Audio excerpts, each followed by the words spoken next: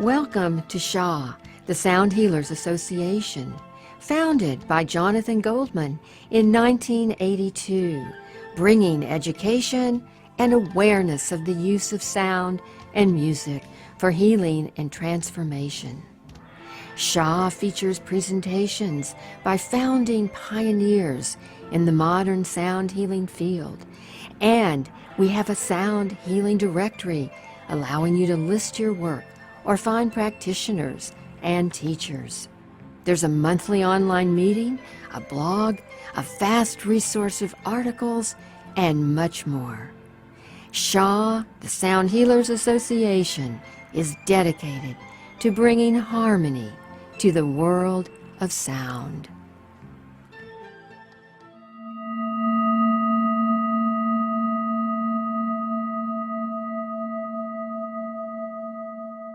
Okay, here we go, and we're jumping in now. And again, I'm Steve Farrell with Humanities Team. I'm here in Boulder, Colorado. I live near my dear friend Jonathan Goldman and his wife Andi, and it's my pleasure to be here just to introduce Jonathan and Andi as this program starts. So, and of course, this is a Sound Satsang, and it's a monthly program now that Humanities Team is really grateful to be producing each and every month with Jonathan and Andi. So thanks for being with us. I think you're going to have a fantastic time.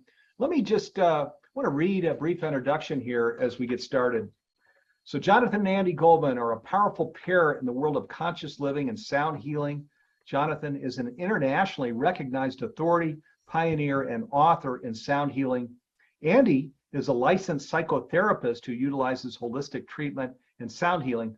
Both are highly respected leaders in the sound healing and spiritual music community. Andi and Jonathan have co-written 2 books together, Chakra Frequencies and The Humming Effect. And again, I'll just share, when we came out a moment ago, Jonathan and I were sharing that sound healing is really taking off as it should, because it is, as we're creating conscious living in the world, sound healing is a big role. It's an incredibly useful device.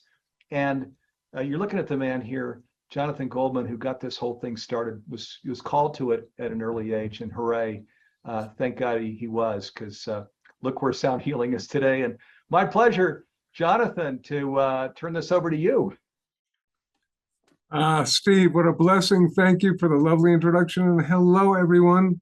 I am Jonathan Goldman.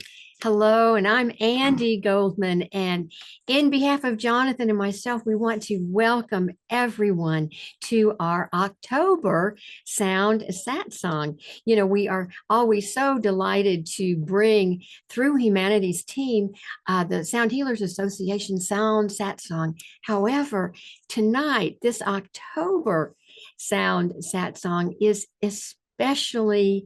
we are especially honored to be here with all of you tonight, because we are bringing forth the culmination of the Humanities Team Global Oneness Summit.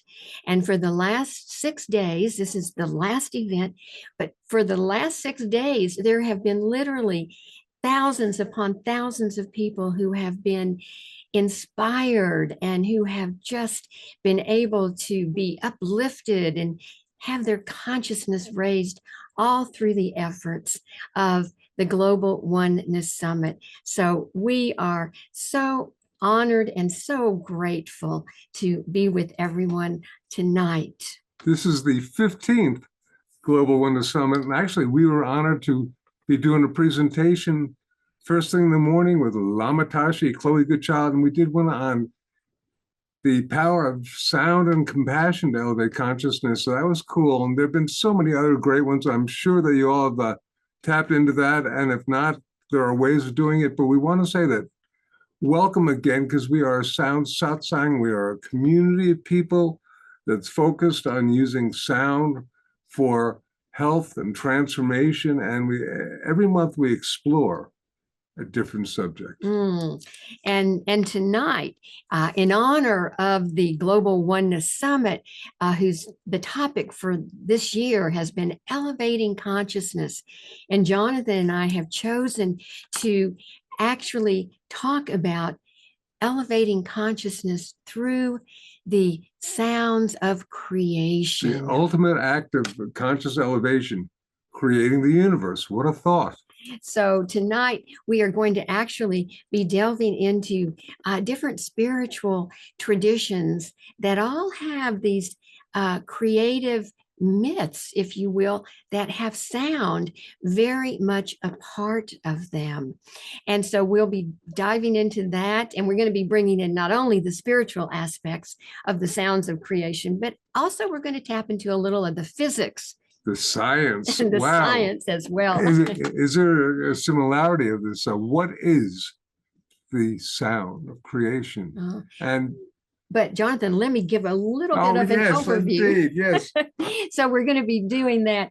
And we also have a wonderful video that Jonathan created where we're going to get to actually go into a sound experience where we're going to feel what those sounds of creation might actually feel and sound like. So that's going to be really fun to do. And after that, I will be doing an astrological touch-in to let you know what's happening with the astrology and the stars and the universe. And after that, we are going to do our guided global sound healing meditation for personal and planetary healing.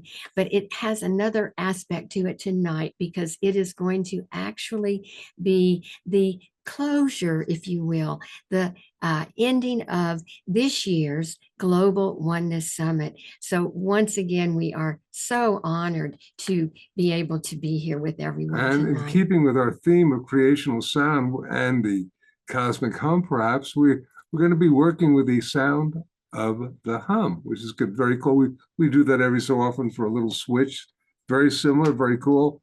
And just know that, particularly from my perspective, this time when we get together and sound etherically is really important because we're feeding the field of the planet with our light and our love and our sound. But let's get back to the original sound of creation. So Jonathan, let us take our audience on a journey now through some of these creation stories. And it was interesting because when we were investigating this particular topic, we were amazed because there were so many spiritual traditions. In fact, there were over 50. Over 50. We stopped at 50 because we said, well, we can't even go there. And we're not going to go there tonight with you, but there were that many and more. And they all had this very important element of sound connected to their creation myths. So that's what we're going to start with. And Jonathan, perhaps we should start with something that might be familiar to people. So I know that start with the beginning. Very good place to start. That's right. And of course, in the Old Testament with Genesis, we know that the Lord said, "Let there be light." Said. Sound preceding light. So the Lord said, "Let there be light." Do you want to say something? Yeah, just, in a little bit, these sound satsangs caused me to investigate deeper. And one of the things I found I didn't really know before was that it wasn't until the fourth day that the stars and the heavenly bodies and the sun and the moon and all that stuff got made. So question is, what was the light? What was creating the original light that the vibrational essence began? Good thought. Some sort of supernal light or whatnot. We don't know, but just putting that in your thought. Well, and in the New Testament, St. John writes, "In the beginning was the Word, and the Word was with God, and the Word was God." So we have yet another beautiful expression of sound being used in the form of creation. Tell me more. Tell me more. Well, we can travel on over to the Hindu tradition. And of course, the Vedas, very similarly, in the beginning was Brahman, with whom was the Word. And the word was Brahman. You know, the Hindu tradition, they say not a Brahman, Mm-hmm. the world is sound. And if you think about it, or at least an awareness is that the Hindu tradition has one of the more in-depth awareness of various aspects of sound, whether it's mantra or kirtan or whatnot, that's so very, very ancient. There are other major traditions that do that, but the Hindu has really brought a lot of, as yoga came over here, a lot of awareness of sound and the Om here. So blessed be there. And Egypt, Jonathan. Egypt, yes. The god Thoth. Thoth would think of an object, speak its name, and bring it into being. And I guess he was the original creator being in terms of creating the world through sound. And then, of course, as we travel into the Americas, down into the Mayan culture, we've got the Mayan Papa Vu, who tells us the first real men were given life solely by the power of the word. Okay, so we've jumped from Egypt to Maya land, and now let's go to Africa and the Dogon tribe.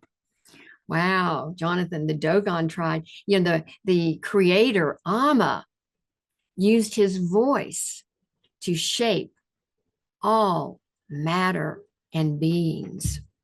And what's really interesting on a level is that I believe that the Dogon tribe has very, very ancient knowledge of the binary star system around Sirius, which is something our astronomers, I was right, our astronomers only realized within the last couple of centuries or whatnot, but they had this knowledge for a really long time. How'd they get it? All right. Interesting. And of course, if we go to the Polynesia, we find that the Supreme Creator actually used the sound of a conch shell and divine speech to form the sky, the earth, and all living things. Sky, the earth, and all living things. Yeah. In Japan, I know they had one of the goddesses strike a giant gong. That would bring the universe into being. And of course, the Hopi Indians had the Spider Woman singing the song of creation to animate all living beings. So then we traveled to Iran, where the Zoroastrian tradition had their creator being Ahura Mazda speak sacred words to create both the spiritual and the material worlds. And the Zoroastrian tradition still exists today. And in fact, one of our musical, if you like, extraordinary beings, Freddie Mercury, was a follower of the Zoroastrian tradition. And Freddie Mercury is one of my all-time favorites. So that was fun to kind of jump into that one. But we have just traveled all around the world. And what about Australia, though, Jonathan? Yes, well, in Australia, and this is really on a level for me so huge because I've been very much into, ever since I began sound, I found out there was a tradition that used something called song lines. And in Australia, the original ancestral people, what we might be calling the Aboriginals, they believed that these sisters sang the world into existence, creating the song lines. And these song lines were literally, as they were brought into existence, they created land, plants, animals, shaping the landscape and populating with life. And it's said that the Aboriginal elders, if you like, can still traverse across Australia using these song lines. There are a couple of books written about it, and it's really cool. Is there an energy form that's there based upon the original vibrations of the creator beings? What a concept. I mean, it's really incredible how these creation stories, these myths, of course, but they span across time and space. And we just thought it was fascinating that they all had an element, a very essential element of sound, bringing things into creation. And most often it's actually the voice, the sound, the word the Creator God sings, speaks, chants, this vibrational essence, and creates life, the universe, and everything. So I think that is very, very cool. And one can speculate further. Why is that? Why did that happen? But instead, I think we're going to basically journey into the realm of science. I think now we will turn our attention to some thoughts about sound from the world of physics, and the creative beginning, of course, we know is the Big Bang. And the interesting thing about the Big Bang is that probably you really would never have heard the Big Bang. In fact, and of course, that is, the original creative wave that began everything. It's a theory. But about 20 years ago, it was really interesting. Our scientists found a special pattern of vibration, and they called it cosmic microwave background noise. Well, sound. Right, right. Don't want to call it noise. That's unwanted. And this is certainly wanted because it's an aspect of the Big Bang or whatever. Right. And it was an echo of the Big Bang. And with their technology, which was so fascinating, they were able to turn the sounds into sounds that we as humans could actually hear. However, very, very low sounds, almost like a hum. Right. And so this is really, how low was this sound, Andy? Well, it was so very, very low that it would probably have taken billions and billions of years to be able to even get that first note to be heard. So the first sound was a waveform, a pressure wave, that basically took about 3 billion years. I don't know if you can wrap your head around that one, because I sure can't. The original sound was took 3 billion years to create. And then what they did was using a phenomenon called octave jumping. And literally, if you double something and double it again and double it again, well, that's one way of turning, for example, a sound frequency into conceptually a light frequency. But here's one. You take a penny and you double it every day. How many days? So you have 1 penny, 2 penny, 4 penny, 8 penny. How many days before that 1 penny becomes $1 million? For a moment, I think it's 28 days. So literally, octave doubling is huge. And for this one, it was double. I think it was doubled probably close to 57 or 60 times. And they speculate that the fundamental frequency was, the frequency was 0.00000017. It should have been 10 zeros there before the 17. So it was minus 17 hertz to the 10th degree, which is also astronomically crazy. But there you have it, the science, all right? Which makes a note that's kind of like a hum, really. A hum, and a sort of close to a B flat, maybe. Yeah, but it's very, very low. And of course, when we were investigating all of this, it was a natural segue for us to then talk tonight about the hum. And that's why we put together the video that we're going to be seeing in just a short while of the cosmic hum.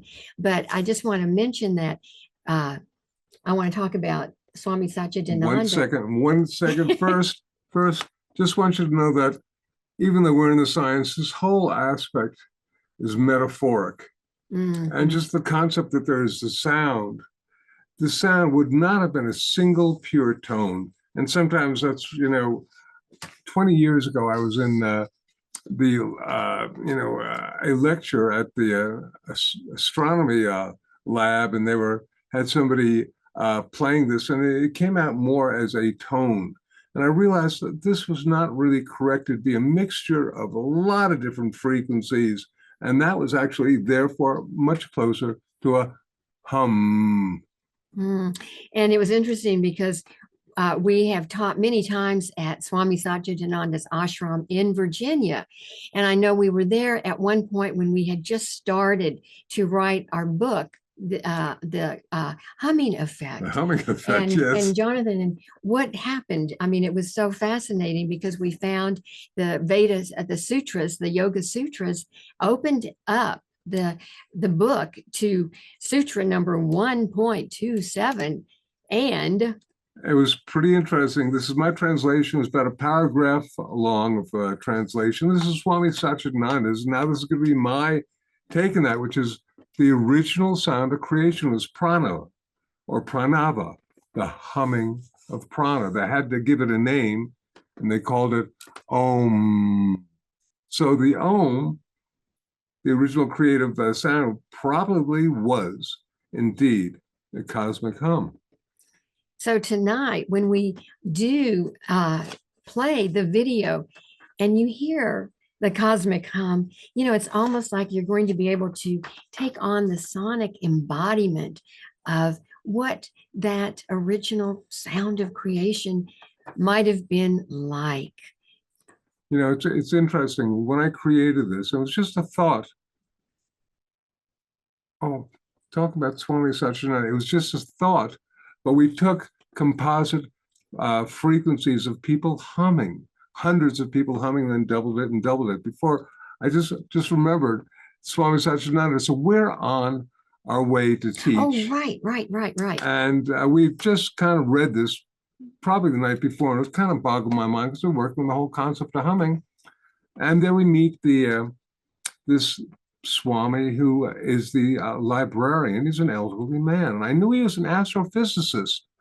So I said, Swami, have you ever thought that the original sound of creation was a hum?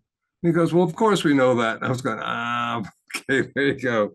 So it's really interesting on one level, the cosmic hum. I just want to suggest that when I did this recording, as a metaphor, all this stuff tonight is metaphoric, and it's not real, but I think it's probably pretty close to perhaps if there was some sort of vibrational essence, we made it audible, it probably would have sounded like this. So I kept doubling a lot of these different, if you like, voices. And so really making it covering a whole frequency range. And one time I did it. And instead of it just being instead of going, it was like, it literally, there was somehow what manifested was seemingly a choir of angels that was singing this kind of melody. And I went, well, this is wrong. This is an anomaly. I thought this isn't what I was going for, but I thought, well, this is really cool. So I'm keeping it in there. So if you listen real carefully to this, as long with a hum, you'll hear this kind of high-pitched little melody that's encoded there. It's audible, and you'll do it. And I did also, just for the sake of variety and entertainment, put an occasional Tibetan bowl in there. Right. And last but not least, just as an interesting thing, in the you never know department, Roland McCready, who was head of heart math, was with Lynn McTaggart, who does the intention experiments, and they were doing a presentation for businessmen, I believe, down in South America, and these people were from all these different countries, and Roland just wanted to see if it was possible to create if you like, a heart-brain coherence in the room. So he put on the cosmic hum, and he checked everybody out, and it did create, if you like, heart-brain coherence, which I thought was very, very interesting. Again, not necessarily the purpose of doing it. The purpose of doing it was just like for you or me or anybody to experience. You're sitting there, and there floating in space is this wave of creational energy, the cosmic hum, that is floating towards you and over you. So we're going to listen to about 4 or 5 minutes of this, and I think you may find this a really interesting experience, maybe a deep, powerful meditational experience.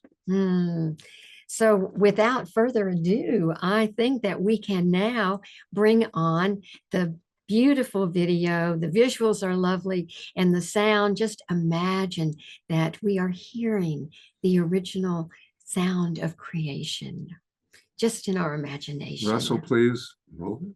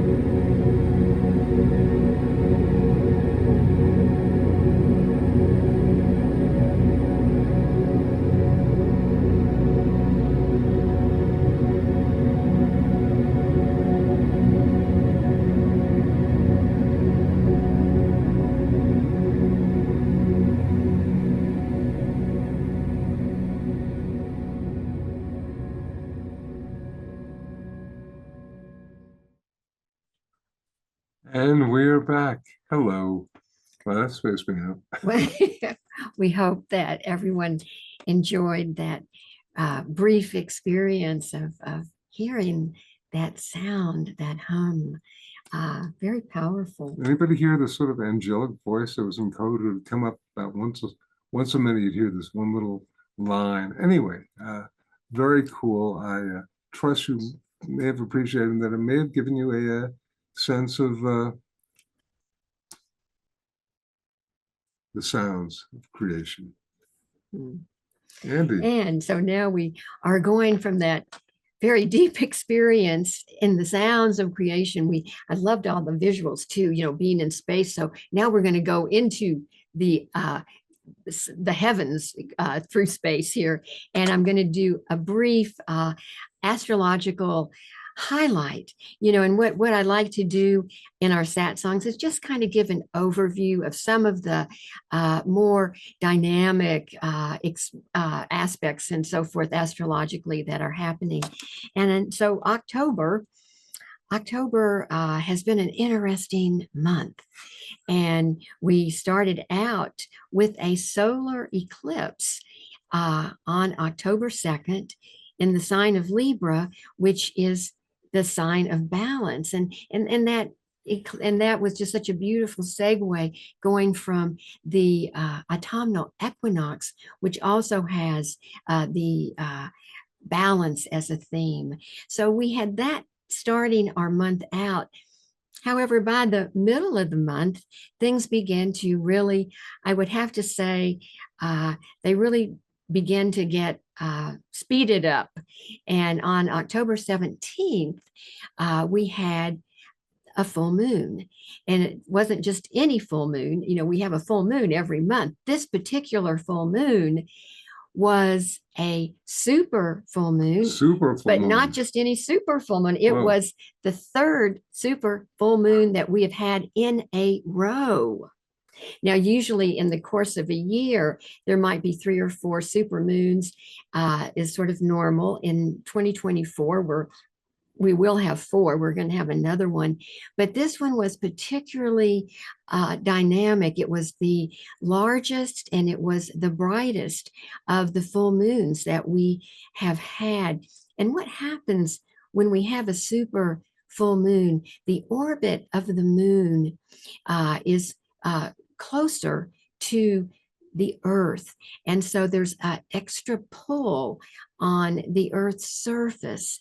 And there's also an extra pull on us, on those of us who live on this earth.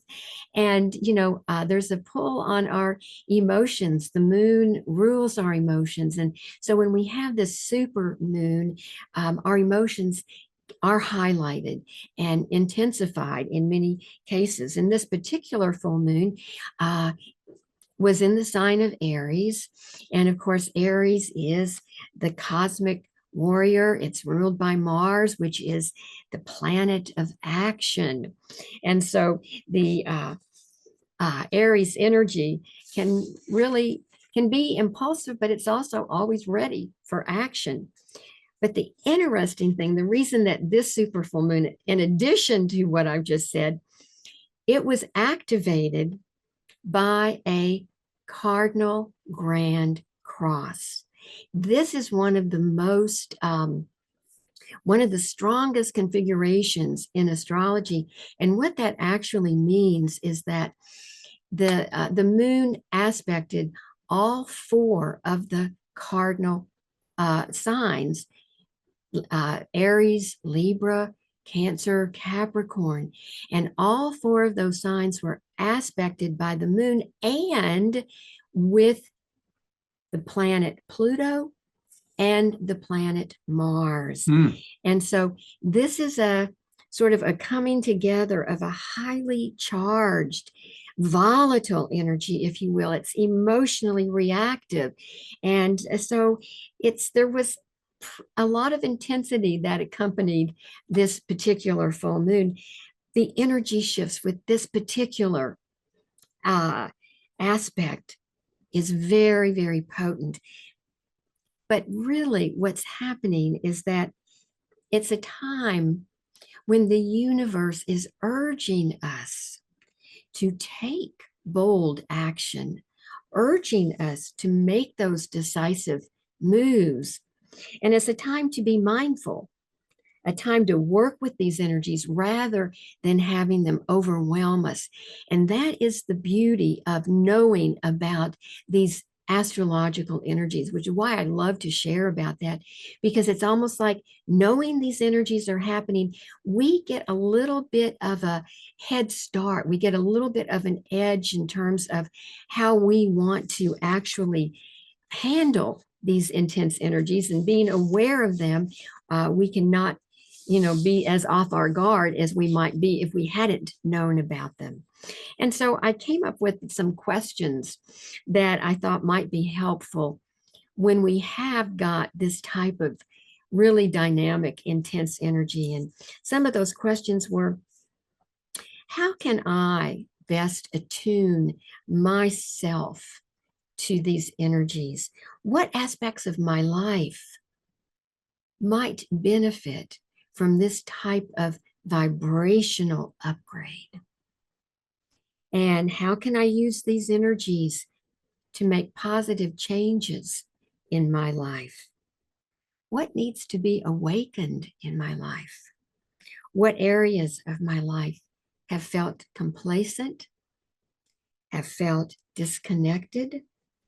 So this is a real beautiful opportunity for change. This is an opportunity for us to step into really looking at ourselves quite deeply and coming up with ways to enhance our life through using these energies to support us. And of course, change is always happening in our lives. And just yesterday, we had the sun going into Scorpio. So we are now into the Scorpio season. And that is a beautiful time for bringing opportunities for renewal and for reform, and those changes that we've been thinking about with this dynamic energy that we've had in this month of October. Going into that Scorpio energy, it goes very deep. And we then can go very deep with the energy, the information, the ways that we want to make changes in our lives. And so there's one more little, if I have time, there's one more little tidbit of information that I wanted to share. And that is from October 6th through October 16th, we actually had a comet come very close to the Earth. Yeah. And so when we have a comet coming close to the Earth, oftentimes it can bring new information to us. It can bring new ideas. And it's also been a time when we have a comet appear, it's been a time of great change. And so I think that change is a definite theme that we can all embrace at this time. So at any rate, I hope that some of this extra information about the energies kind of coming onto our planet that we are feeling as human beings. So thank you.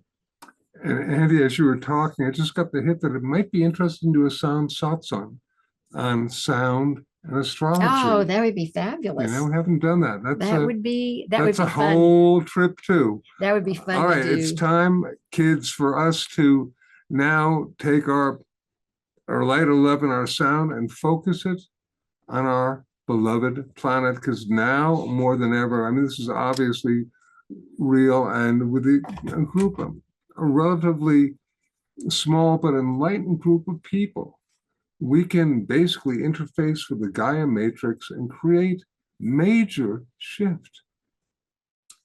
Just raising the vibrational rate, perhaps, we can feel the field and make people a little bit nicer. So tonight we're going to be doing our guided global hum.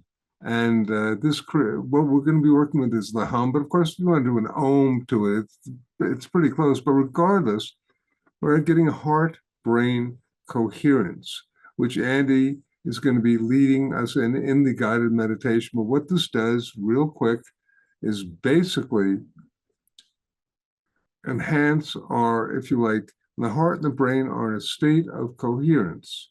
The electromagnetic field that we produce is 5,500 from 5,000 times greater. So it's a whole lot more. And then we add sound to it.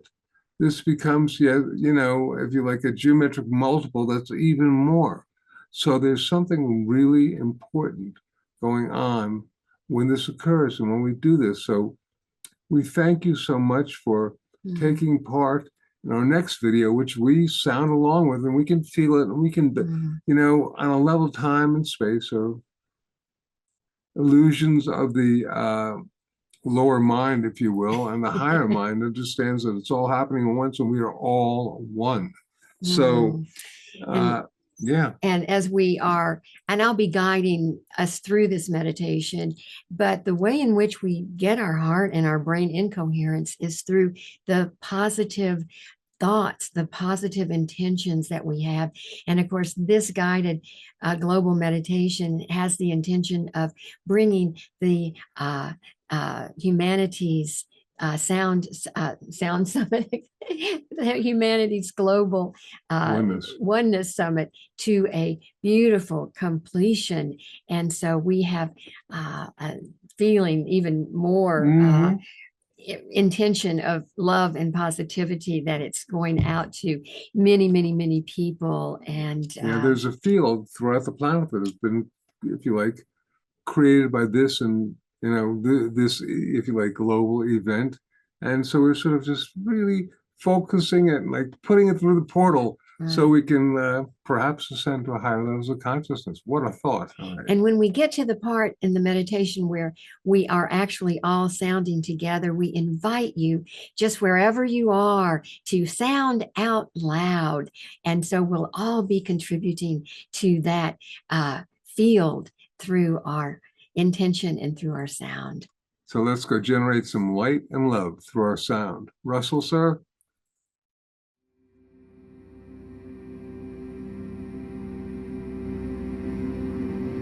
The purpose for this meditation is to project a sound encoded with the energies of light and love and project healing to the Gaia matrix, our beloved planet Earth. We will first create coherence between our heart and our brain. This effect will further be amplified by the power of the hum that you will be toning along with later, bringing more light and love into your body, mind, and spirit for health and wellness. And now, begin to focus on your breathing. Breathing in and breathing out. Slowly breathing in and out. And as you're breathing in and out, imagine or visualize that you're breathing in and out through your heart. As you're breathing in and out through the area of your heart, remembering that it is love that breathes each breath, and it is love that causes each beat of our heart. Continue breathing slowly, breathing in and out in this manner, and now I'd like you to call to mind something that has brought you a great deal of appreciation, gratitude, something that you are feeling very good about. This might be an experience with another person. Perhaps it's a beautiful sunset. It may be a beloved pet, a spouse. But it is something that has brought you loving kindness and gratitude and appreciation.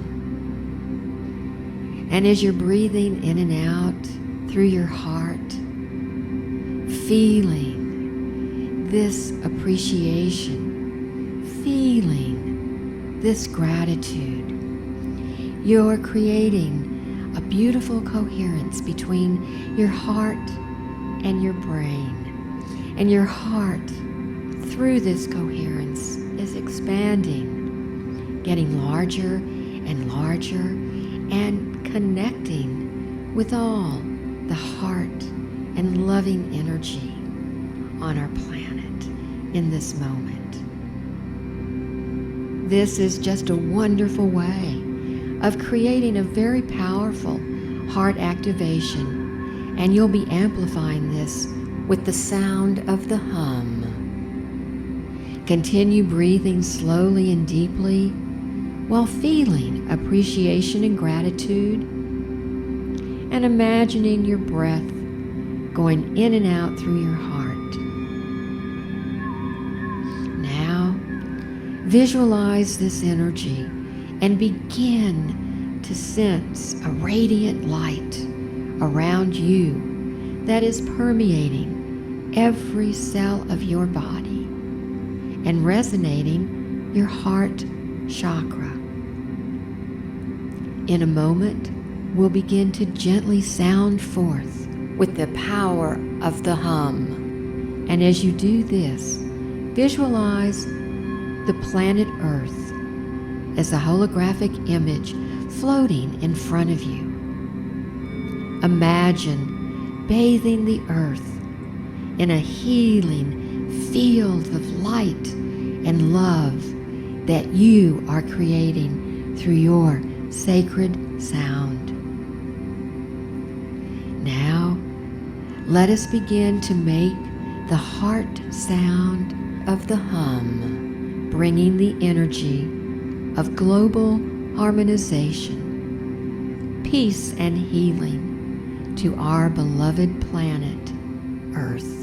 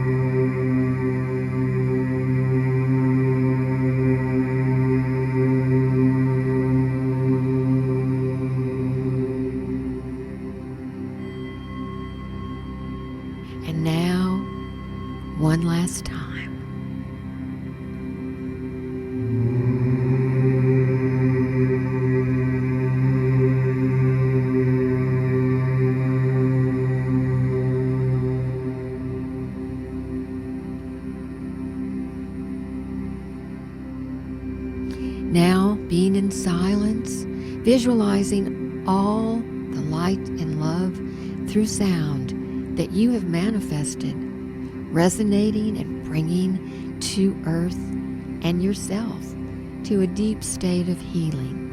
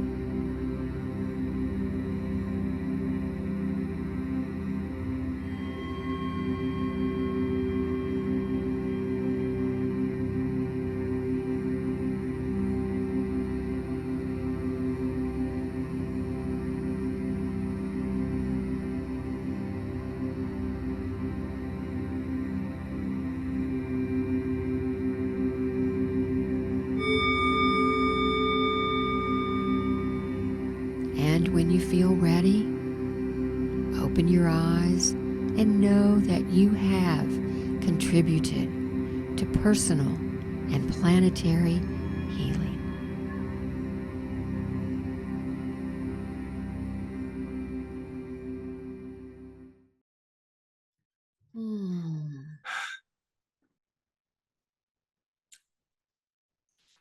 That was pretty powerful for me. I'm still resonating. Buzzing away. We trust it was for you as well.